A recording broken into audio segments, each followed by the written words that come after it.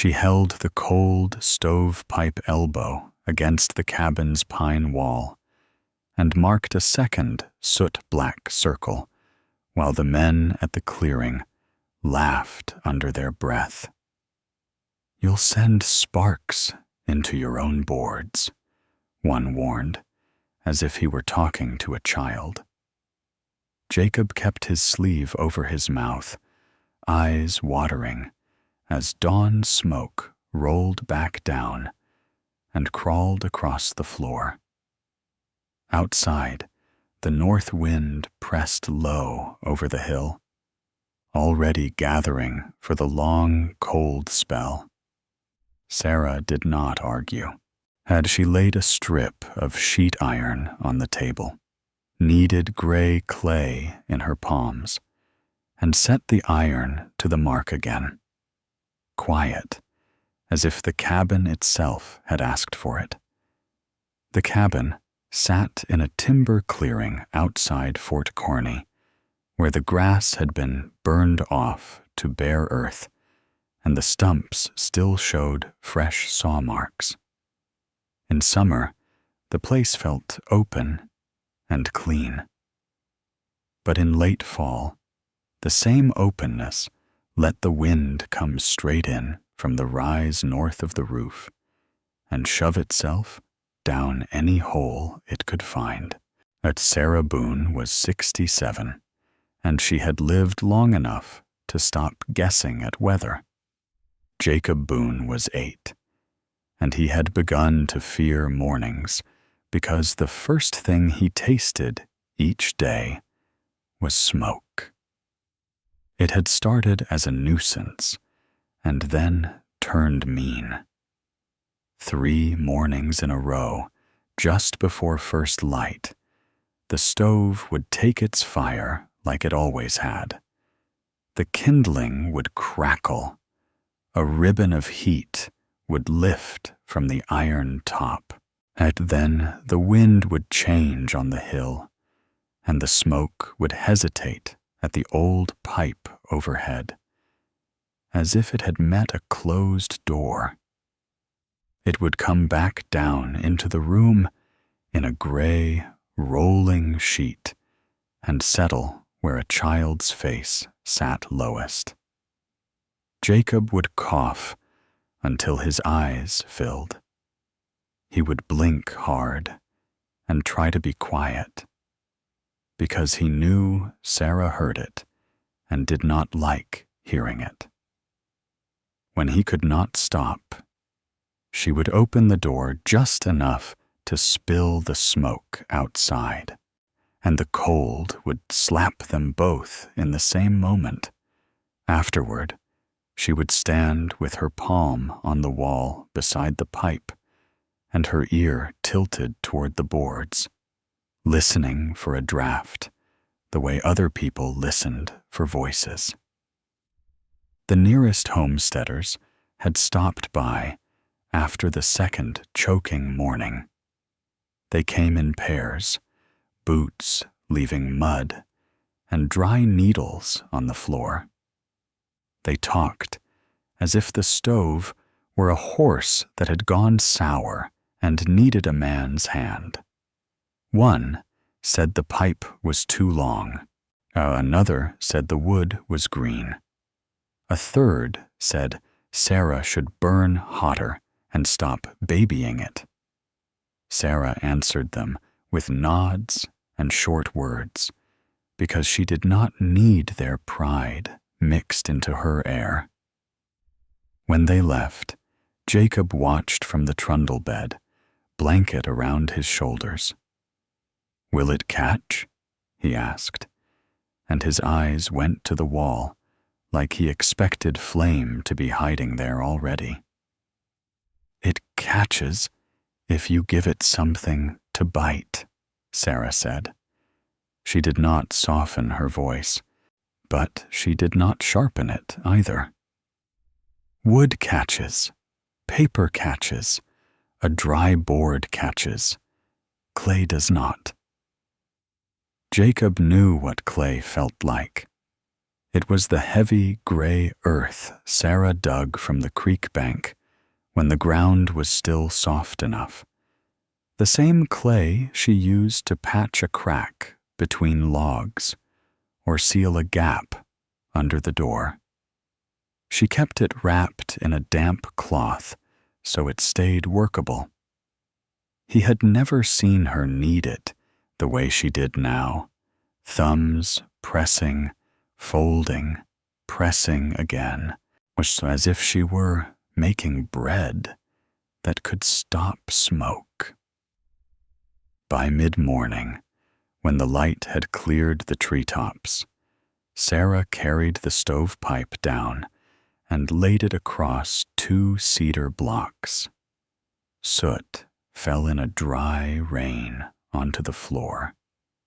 She tipped the pipe and shook it until the worst of it dropped, then pushed a rag through with a thin stick. The rag came out black and greasy. She set it aside, found another, and did it again. Each pass made the pipe a little lighter, a little less clogged, a little more honest. Jacob took the rag outside and buried it under dirt near the stump line the way Sarah told him.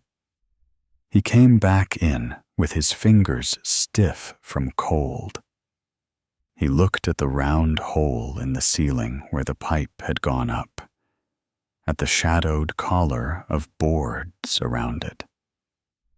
"Why does it come down?" he asked. Sarah set the pipe on the table and tapped the wall with her knuckles. "Because the wind comes down first," she said. "It hits the roof and the hill, and it wants the easiest way. This pipe is the easiest way when the pull is weak." Jacob did not understand pull the way she did, but he understood easy. Easy was the shortest path. Easy was what water did when a rut opened.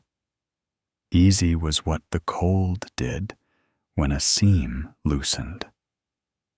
Sarah took a piece of charcoal and drew 2 short lines on the wall, then stepped back and looked from the stove lip to the roof line.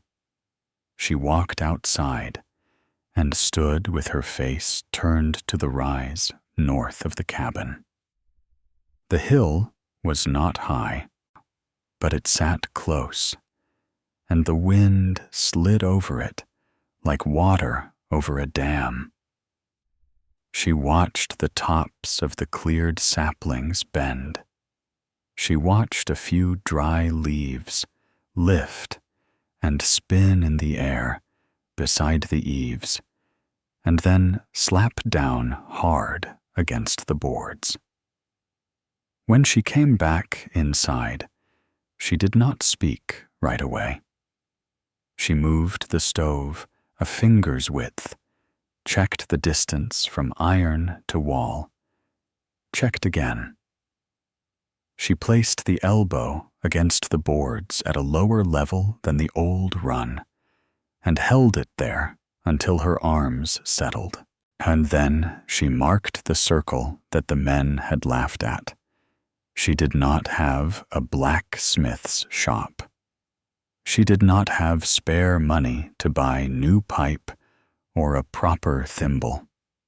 What she had was a short length of sheet iron that had once been part of a stove guard, a handful of nails, a mallet, a cold chisel, an auger, a hand saw with teeth that still bit, and a crock of clay. She also had a way of working that did not waste motion. Every move was counted, as if each swing of a tool drew from a jar that had to last the winter. Toward midday, she sent Jacob to the woodpile with a small hatchet and told him to split kindling until he had a basket full of pieces as thin as a finger. "Make them even," she said. "Even wood makes even fire." While he worked, she laid the sheet iron on the table and scored it with the chisel along a flat board. She bent it over the edge of the table, tapped the bend until it held, then bent it again, that she was making a shallow, stiff fold, something that could stand against the push of air. Jacob came in with his basket and watched her hands. The metal rang softly with each tap. "Is that the baffle?" he asked, trying the word like it was new in his mouth. "It's a shelf," Sarah said, "a place for the wind to lose its hurry." She measured the pipe's mouth with a strip of cord and marked the iron to match. The piece she cut was not pretty, but it was purposeful. She punched 2 holes with the nail point and widened them with the awl, then threaded thin wire through and twisted it tight. The shelf would sit inside the pipe near the wall, not to stop smoke, but to stop the wind's straight shove from reaching the stove. Late in the afternoon, with the sun already dipping behind the line of bare trunks, the neighbors came back. They had heard the tapping and the sawing, and curiosity always traveled faster than sense. They stood in the doorway, hats off, and stared at the circle on the wall. "You're going through there," one said, not as a question. Sarah kept working. She set a pan under the mark to catch shavings and took the auger to the boards. The bit squealed at first, then settled into a steady chew.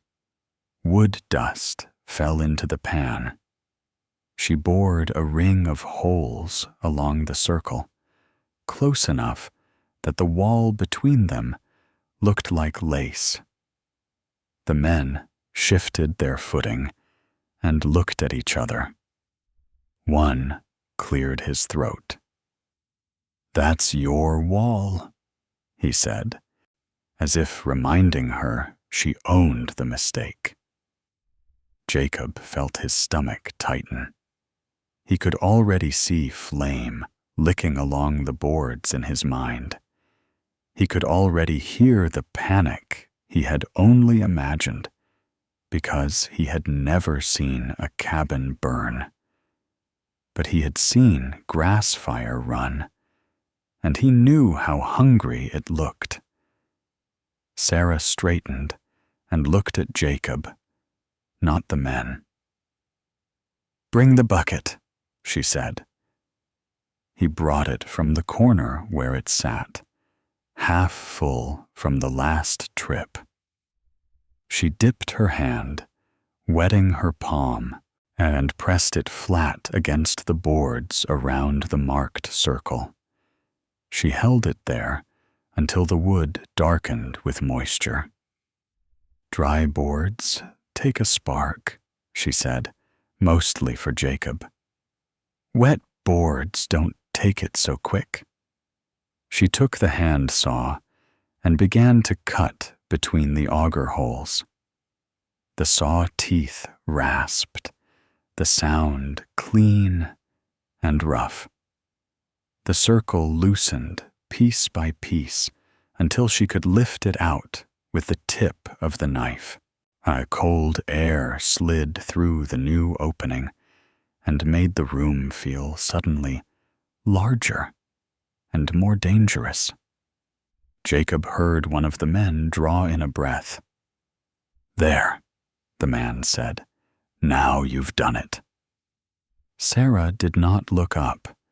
She scraped the edges smooth with the knife, then packed clay around the raw wood, pressing it into the grain like mortar. She set a thin ring of iron around the opening, made from the same sheet iron, a collar to keep the hot pipe from kissing the boards, and the clay held the collar in place. She pressed more clay over the iron's edge so no bare metal touched wood. Only then did she lift her eyes. "Now it's done," she said. The men did not like that answer. They stood a moment longer, as if waiting for the wall to burst into flame to prove them right. When nothing happened, they muttered and stepped back out into the cold, the last one saying, "If you burn, don't say no one warned you." The door shut. The cabin held its breath again. Jacob stood close to Sarah's side. "What if the pipe gets too hot?" he asked. Sarah touched the collar with her fingertips, then touched the nearby board. "Heat shows itself," she said. "It tells on you if you pay attention." That night, she did not light a full fire. She built a small one, careful as a person testing ice. Thin kindling first, then a split stick. She let it catch and watched what the smoke did. It rose into the stove body, slipped into the new elbow, and hesitated at the clay-sealed joint, as if surprised by the turn. Sarah waited, one hand on the pipe, the other hand ready at the damper. The wind outside shifted and pressed against the cabin. The old run had always groaned at that moment, and smoke would have rolled back down like a bad memory. Now the pipe held. The new shelf inside made the air stumble, made it lose its straight line. The smoke kept moving outward. Jacob let out a breath he did not know he was holding. Sarah did not smile. She only watched the flame and listened to the faint draw in the pipe. A small, steady sound, like water moving through a narrow place. Near midnight, she woke Jacob once and had him stand by the door while she opened it a crack. A knife of cold air slid in. She held a splinter of straw near the gap and watched how it moved. Then she closed the door and went back to the stove, checking the joints again. "What are you doing?" Jacob whispered, his voice thick with sleep. Checking who is stronger," Sarah whispered back. "The wind or the pull?" By morning, the cabin did not taste of smoke. Jacob woke and blinked, expecting the sting, and found only the smell of ash and warm iron. The light coming through the window looked clean. He sat up slowly, as if quick movement might break the moment. Sarah was already up, stirring a thin pot of cornmeal. The stove gave off steady heat, not angry heat. The pipe, where it passed through the wall, was warm, but not biting. Sarah kept a strip of cloth nearby and touched it to the clay to make sure it stayed damp where she wanted it, not drying too fast and cracking. Outside, the wind still came, but it came and went without taking their breath. The neighbors returned in the late morning, drawn by the lack of smoke on the roof. They stood outside and looked up, squinting. The new run carried the smoke away from the roofline, and Sarah had braced the outside section with a length of split cedar lashed to a stake, keeping it steady against gusts. The top rose just enough to catch moving air instead of dead air. It was not pretty. It was not what a stove company would draw on a paper. It was what an old woman with a boy to keep alive could build. One man stepped inside and stopped, surprised by the clean air. He sniffed like he expected smoke to be hiding behind the door. "Huh," he said. Sarah kept stirring. "Huh is enough," she said. Jacob watched their faces change in small ways. They did not apologize. Men like that rarely did. But their eyes moved from the wall to the stove and back with less certainty than before. For 2 days, the weather held in a tense pause. The sky stayed hard and pale. The wind stayed busy. The cold stayed close, like a thing waiting just outside the door.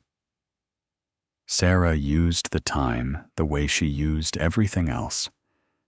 She strengthened what could fail. She added a second layer of clay around the collar and smoothed it so there were no air gaps. She tightened the brace outside.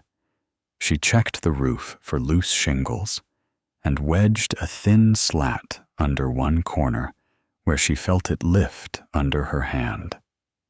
She moved the woodpile closer to the door and laid the driest pieces under cover. Jacob helped without being told. He split more kindling and stacked it in a box near the stove so it would stay warm and ready. He carried water when the creek was still open enough, breaking thin ice with a stick, and filling the bucket fast before it could skim over again.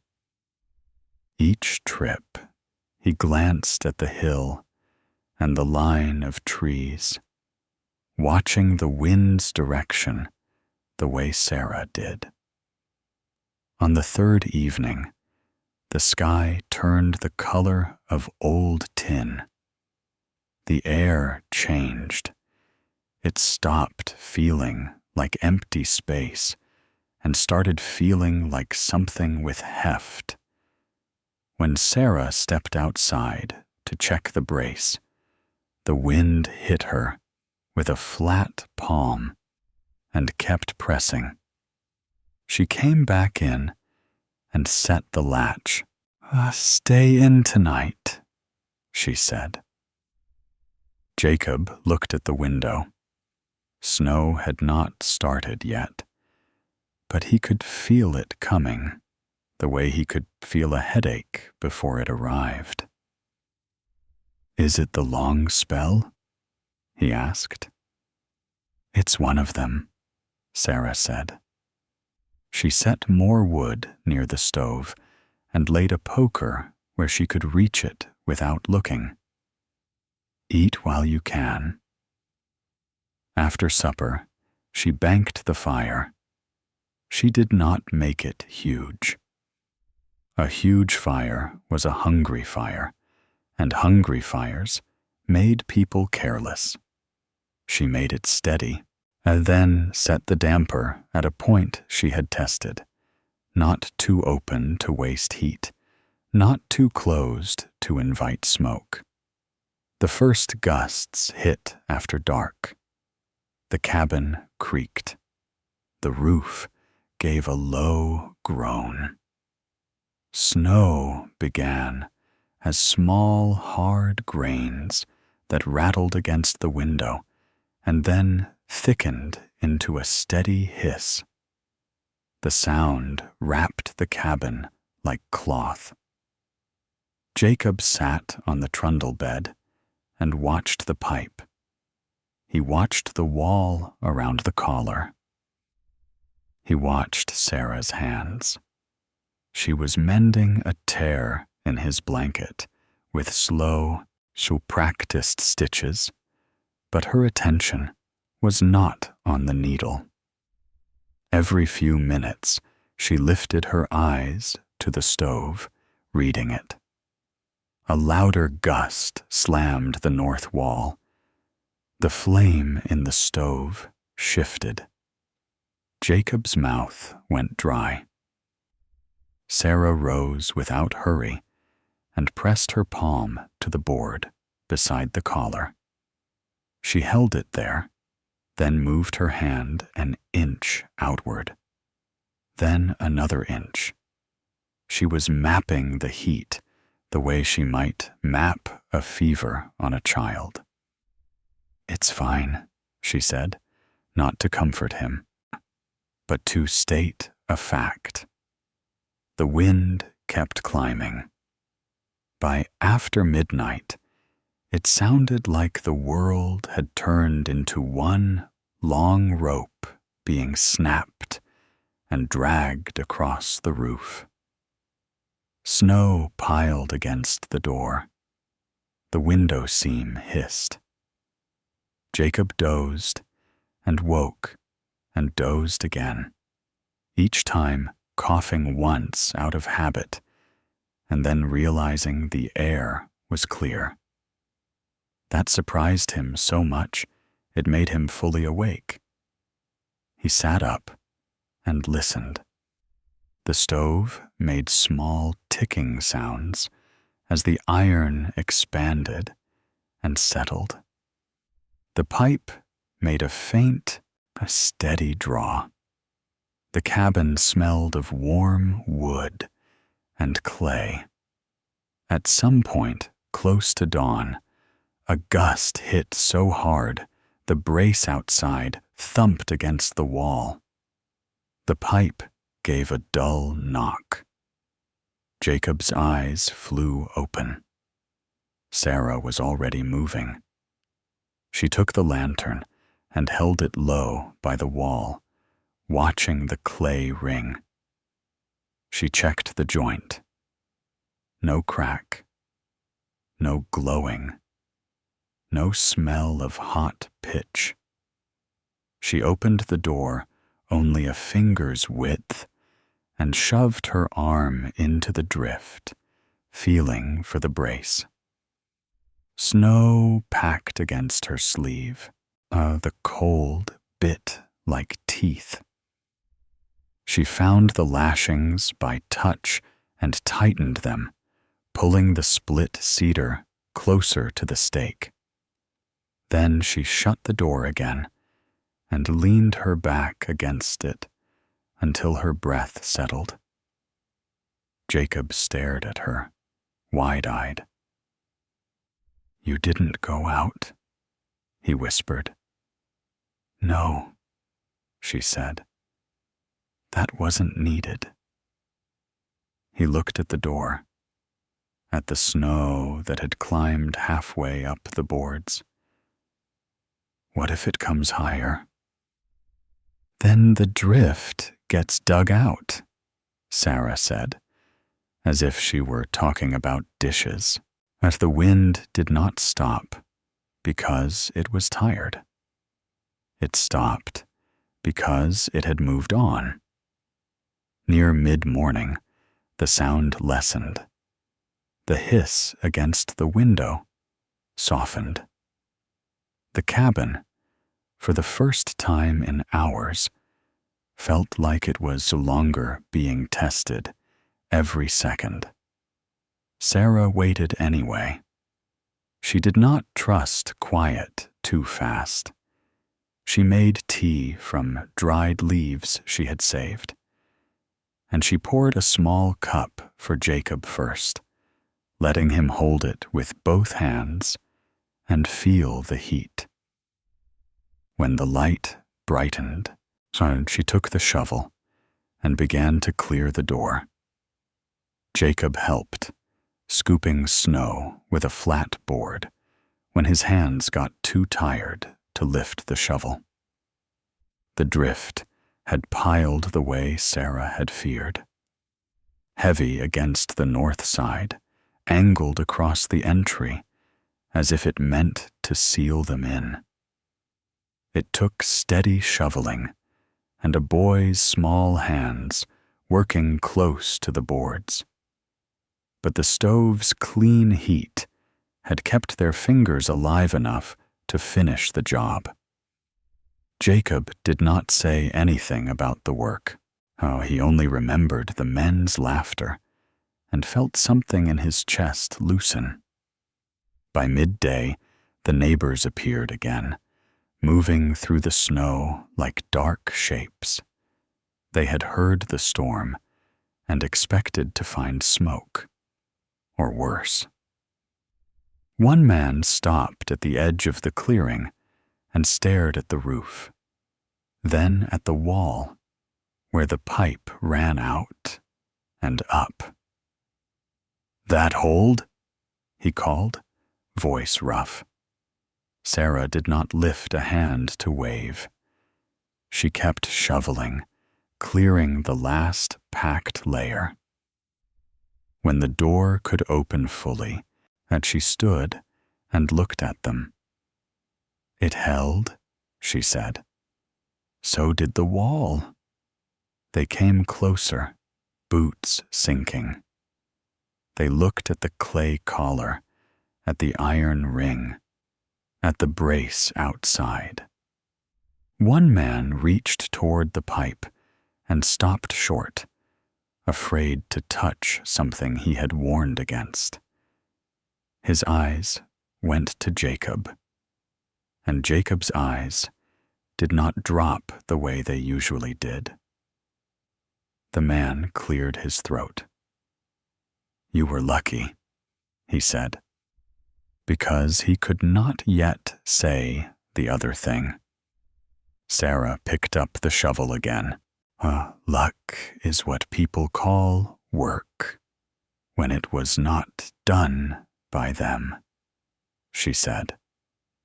There was a moment of silence that felt sharper than the wind. Then the man nodded once, small, and turned away as if he had chores that suddenly mattered.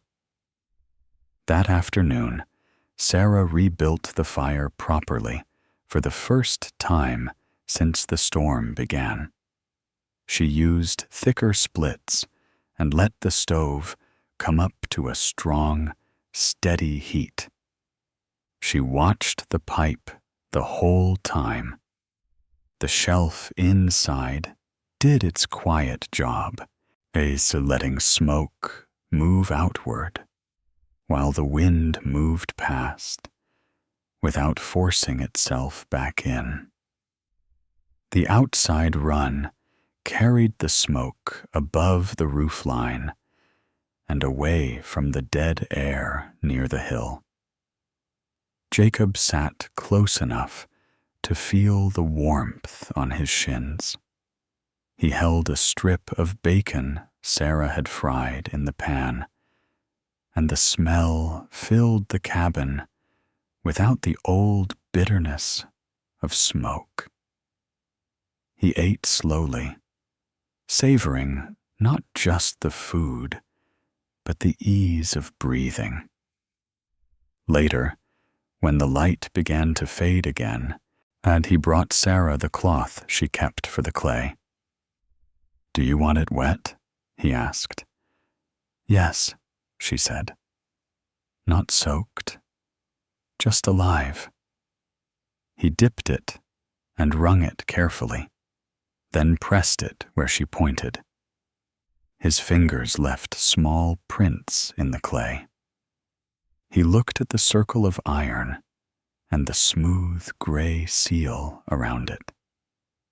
"Were you afraid?" he asked. And then, because he was a child and couldn't help it, he added, "When you cut the wall?" Sarah sat on the bench and rubbed her hands together, warming the knuckles. Her face stayed calm, but her eyes softened a fraction. "Careful," she said. "That's not the same," Jacob said, and he sounded almost grown for a moment. "No," Sarah agreed. "It isn't. But careful is what keeps fear from becoming a mistake." Jacob nodded, not because he fully understood, but because he could feel the truth of it in his lungs. The cabin felt like a place that belonged to them again, not to the wind. In the days that followed, the cold did not leave. The creek skimmed over and then froze solid. The path to Fort Kearny became a white, hard line that looked close and behaved far. Sarah did not travel it. She had what she needed if she did not waste it. Each morning, before the light fully rose, she checked the pipe with her palm and checked the wall with her ear, the way she always did. The stove started without fuss. The smoke went where it was supposed to go. Jacob's coughing fit became a memory instead of a routine, and they spoke little about the storm, because talking did not add heat. Their days filled with small tasks, splitting wood, shaking snow from the roof with a long pole, melting ice in the pot, mending clothes, keeping the fire steady. Sarah taught Jacob to listen for the sound of a good draft and to smell the difference between smoke that belonged in a stove and smoke that belonged in a room. One evening, while the wind worried at the eaves again, Jacob asked why he lived with her and not with someone else. He did not ask it as a complaint. He asked it the way he asked about tools, because he wanted to know how things came to be. Sarah took a moment before answering. She set down the spoon, wiped her hands, and looked at the fire. "Your father is gone," she said simply. "Your mother went east to kin and didn't come back. Sometimes people mean to return, and the world doesn't care what they mean." Jacob's throat tightened, but Sarah did not let the moment swell. She reached out and adjusted his collar. A small, practical touch. "You're here," she said. "That's what matters." Jacob nodded and stared at the flames until his eyes settled again. The neighbors did not stop by as often after that. The storm had humbled them a little, and winter made everyone small. When they did come, they came quieter. They did not laugh at the pipe.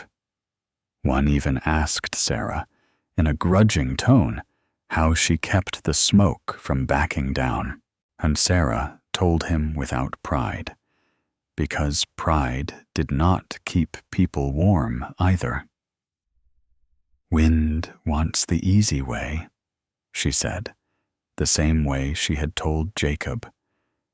"Don't give it the way you don't want."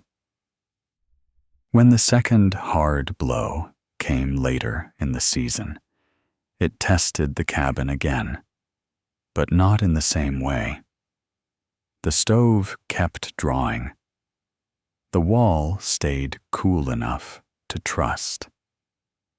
Jacob slept through most of the night without waking to cough or panic.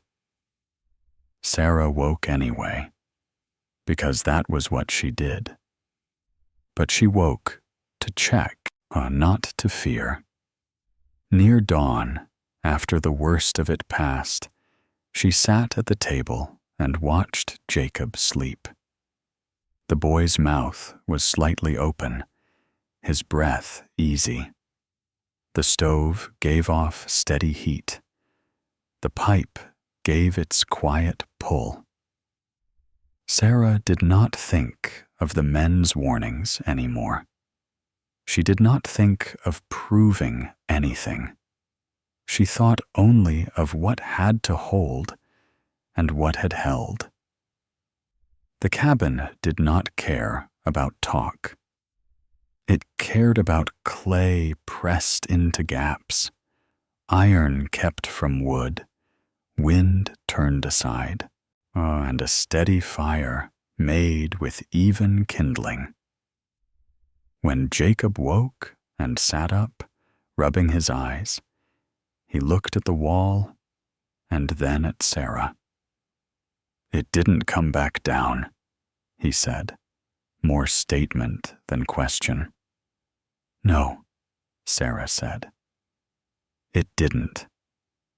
He swung his feet to the floor and went to the stove, holding his hands out to the warmth. He breathed in without thinking about it. For the first time in weeks, the morning felt ordinary. And ordinary was a kind of victory on the frontier. If you want more calm, realistic frontier survival stories like this, please subscribe.